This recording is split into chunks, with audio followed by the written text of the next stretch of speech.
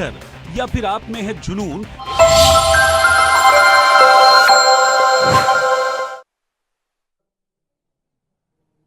₹1100 vote खरीदने के लिए बांटे और पूरे मीडिया में, दिल्ली में इस बात की चर्चा हुई, चारों तरफ चर्चा हुई। खुलेआम नोट देके वोट खरीदने की कोशिश की गई। उसके बाद हमने पड़ताल की, जांच की कि इसके पीछे की सच्चाई क्या है, और हमें जो सूत्रों से जानकारी मिली वो और गंभीर है कि दरअसल गाली गलौज पार्टी के नेताओं ने 10-10 हजार रुपए बांटने के लिए अपने नेताओं को दिया था कि वोट खरीदो, 10-10 हजार रुपए बांटो। अब इनके नेताओं ने सोचा कि चुनाव तो हारना ही है, चुनाव में तो जीतने की कोई संभावना है नहीं अरविंद केजरीवाल से, तो बेहतर है चुनाव में पैसे ही कमा लो। तो उन्होंने एक नया तरीका अपनाया, बोले 9,000 जेब में रखो और 1,100 रुपए बांट दो। तो 1,100 रुपए बांट दिया, 1,000 रुपए बांट दिया और 9,000 रुपए बचा लिया। तो मैं दिल्ली की जनता से यह कहना चाहता हूं और गाली गलौज पार्टी से पूछना चाहता हूं कि इस बात की सच्चाई देश के सामने, दिल्ली की जनता के सामने उजागर करें। मैं इनके नेताओं से पूछना चाहता हूं कि इस बात की सच्चाई दिल्ली की और देश की जनता के सामने उजागर करें। 10-10 हजार रुपए वोटर्स के लिए आपको भेजा गया था, और भेजा गया था, गाली गलौज पार्टी के नेताओं ने अगर 10-10 हजार रुपए दिया था तो आपने पूरे पैसे क्यों नहीं बांटे? 9-9 हजार रुपए मार क्यों लिए जनता के? ये तो उनके लिए आए थे, वोट खरीदने के लिए आए थे। तो मैं दिल्ली की जनता से कहना चाहता हूं, अगर ये आपके पास आए, वोट मांगने के लिए आए, तो इनसे कहना जो तुम्हारे नेताओं ने 10,000 रुपए भेजे थे उसका 9,000 कहां है? उसका बाकी का 9,000 क्यों मार लिया? वो पैसा कहां है? उसको दो हमें। ये काम दिल्ली के लोगों को अब करना है, इनके घोटाले को उजागर करना है, इनके भ्रष्टाचार को उजागर करना है। आज गाली गलौज पार्टी ने पूरे चुनाव को भ्रष्ट बनाने का, इनके नेताओं ने पूरे चुनाव को भ्रष्टाचार के जरिए वोट खरीदने का एकमात्र साधन और जरिया बना लिया है। और इसलिए दिल्ली की जनता से मैं फिर कहना चाहता हूं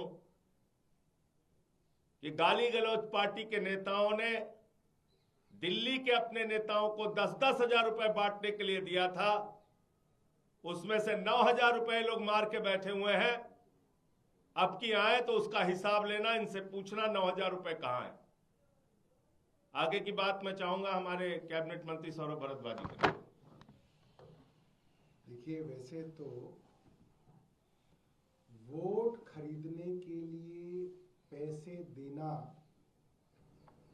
करप्ट प्रैक्टिसेस की डेफिनेशन में सीधे तौर पे आता है। ये करप्ट प्रैक्टिस है, ये एक भ्रष्टाचार है। जो खुल्लम खुल्ला करप्ट प्रैक्टिस दिल्ली के अंदर लगातार जारी है, चुनावों की आचार संहिता लगने के बावजूद। मगर उससे भी बड़ी चिंता की बात यह है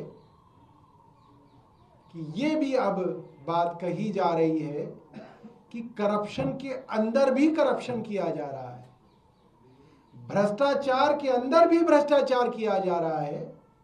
सिर्फ ये भ्रष्टाचार नहीं है कि 1,100 रुपए दिया जा रहा है, इसमें भी भ्रष्टाचार दिया जा रहा है कि पैसा 10,000 आ रहा है और दिया 1000 रुपए जा रहा है, 9000 रुपए जेब में जा रहा है। तो बहुत शर्म की बात है। और कोई आपके मन में सवाल हो? सवाल तो इसको लेकर है जिसको कल से लेकर बीजेपी मुद्दा बना रही है कि पूर्वांचलियों का मामला जो है वो आप लोगों ने उनका अपमान किया है और आप लोग उनका अपमान करते आए हैं, इसीलिए प्रोटेस्ट भी जो है वो दर्ज करा रही है। नड्डा जी वाली बात भी है सर। देखिए जरूर है कि जो आपने आरोप लगाया है कि उसका आधार क्या है, क्योंकि रैंडमली तो ऐसे कोई भी कुछ भी आंकड़ा कह सकता है। मैं उनकी बात का भी जवाब दे देता हूं, आपकी बात का भी जवाब। पहली बात तो पूरे देश ने सुना। देश के सदन में मैं चिल्ला चिल्ला के कह रहा था कि 40 साल से 30 साल से दिल्ली में रहने वाले हमारे यूपी, बिहार, पूर्वांचल के भाइयों का नाम कटवाया जा रहा है और उसको भारतीय जनता पार्टी के राष्ट्रीय अध्यक्ष जेपी नड्डा जी ने रोहिंग्या कहा, बांग्लादेशी कहा, घुसपैठिया कहा, घुसपैठिया कहा। मैंने नाम भी पढ़ा,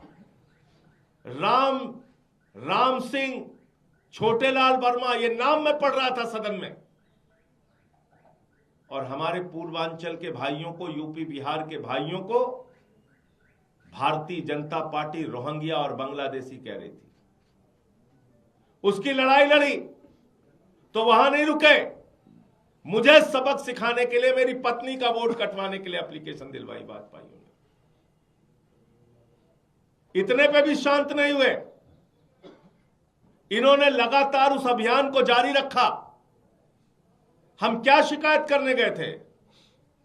हम ये शिकायत करने गए थे और इलेक्शन कमीशन के सामने शिकायत करने गए थे, वो रिकॉर्ड में है कि हमारे यूपी, बिहार, पूर्वांचल के भाई जो 30 40 साल से दिल्ली में रह रहे हैं, उनके वोट कटवाए जा रहे हैं, वो वोट काटे ना जाए। क्या शिकायत करने गए थे?